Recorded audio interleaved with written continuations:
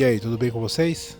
6 de outubro, nesse domingo, vai completar exatos 50 anos do bicampeonato do Emerson Fittipaldi. Emerson chegou no Grande Prêmio dos Estados Unidos numa quarta posição, que garantiu para ele o bicampeonato da Fórmula 1. Foi o primeiro título também da McLaren, né?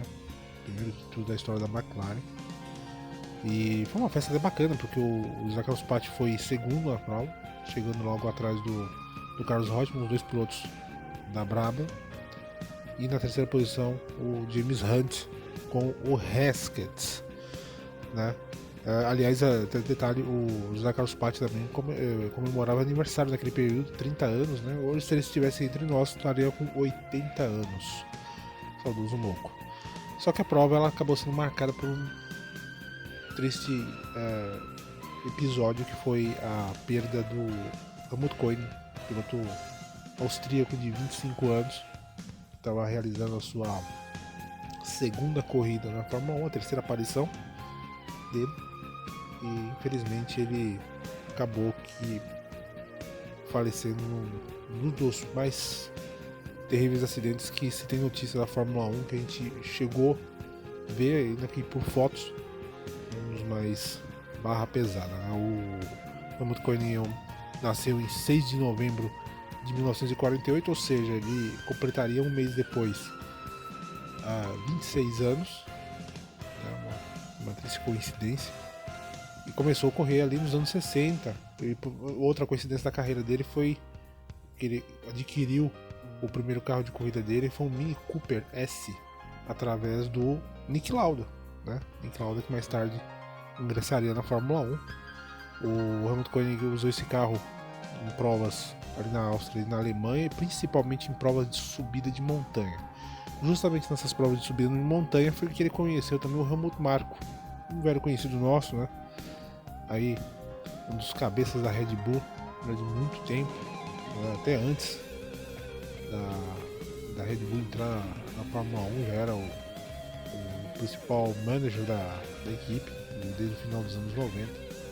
E o Helmut Marko era, né, ali junto do próprio Helmut Koenig, junto com o Niki Lauda, eram pilotos pilotos promissores do automobilismo austríaco, provavelmente, né, inspirados ali pelo sucesso que o Jochen Rindt vinha fazendo até também o desaparecimento do Jochen em 1970 no GP da Itália. Então o Helmut Marko indicou para que ele fosse competir em provas da Fórmula V, e assim foi. O Helmut Koenig apareceu a partir de 70 e 71.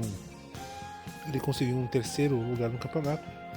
72 foi vice. Em 73 ele conquistou o título. Nesse mesmo ano ele já estava fazendo algumas competições de Ford Capri ali na Alemanha, e acabou que ele competiu pela primeira vez nas 24 horas de Le Mans, pilotando o Ford Capri da Ford Motor Deutschland, né, da divisão alemã da Ford.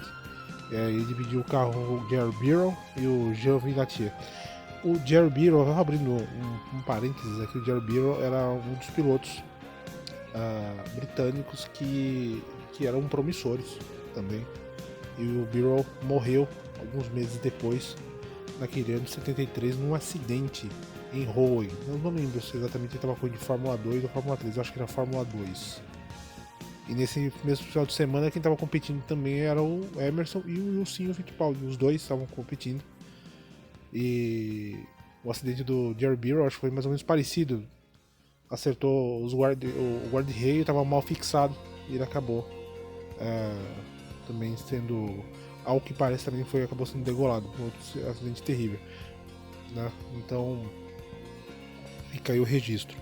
O Koenig voltaria, aliás, só complementando essa de 73, eles abandonaram na volta 152.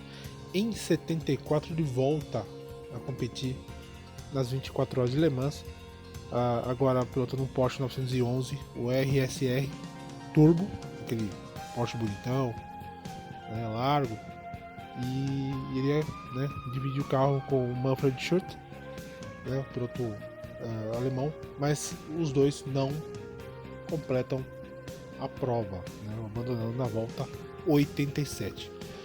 Naquele mesmo ano de 74 ele começa a angariar, né, juntar o dinheirinho dele para conseguir uma vaga na Fórmula 1.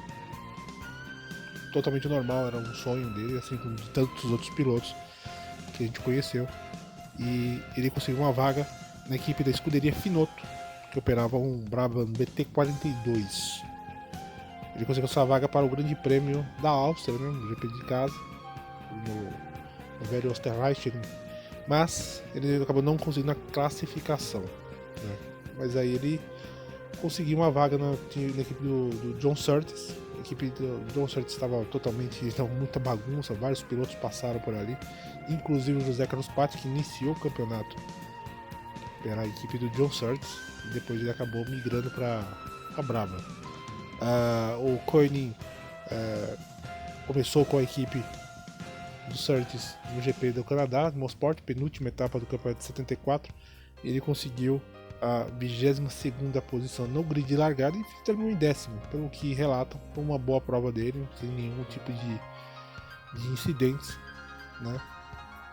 Foi um período que ele conseguiu mostrar um pouco do talento. E aí, enfim, chega a prova em Watkins Glen, né, um circuito ali de Nova York, era um circuito já muito tradicional nas provas da Fórmula 1 já desde a década de 60, e ele larga na 23ª posição, mas infelizmente na 9ª volta da prova ele acaba falecendo, depois que o carro dele saiu numa das curvas do circuito, na Toy, e ele passou reto e acabou acertando a barreira do guarda-reio, e o carro dele passou por baixo e acabou sendo decapitado.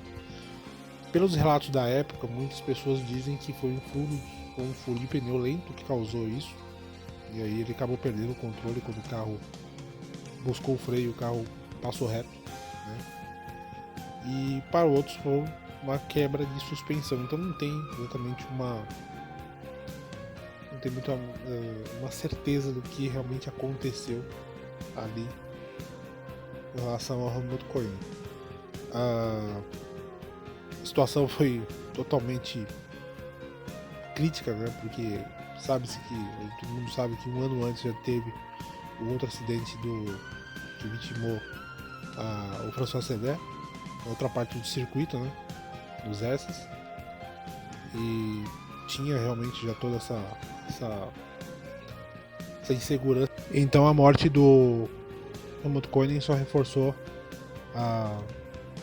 essa parte da insegurança do circuito de Watkins Glen, justamente com relação aos guarda-reios que viriam mais tarde dar algumas dores de cabeça para a Fórmula 1, justamente na prova de Montjuic Park de 75, outra prova que vale a pena a gente pegar e explorar mais para frente, e mostrando realmente como que as coisas eram levadas naquela época, né? Uma coisa totalmente amadora, tanto que, por exemplo, com relação ao Helmut Koenig, o corpo dele ficou até o final da prova, né? Até o final da prova, colocaram uma lona por cima, um pano, que foi, e ficou o corpo do Helmut Koenig ali até o final da corrida, quando foi resgatado.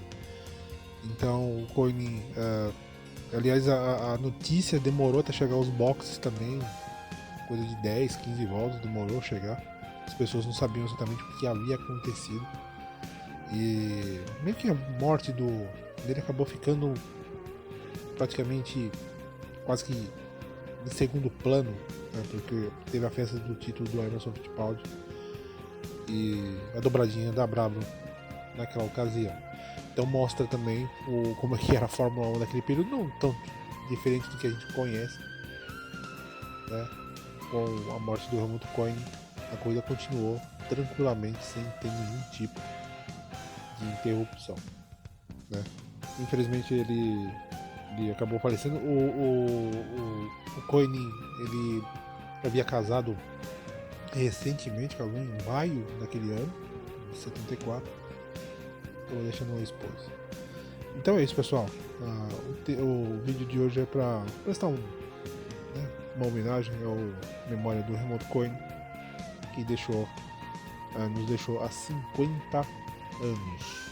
Tá ok? Se vocês puderem deixar aí um joinha, é bem-vindo. Ok, pessoal, um grande abraço e até mais.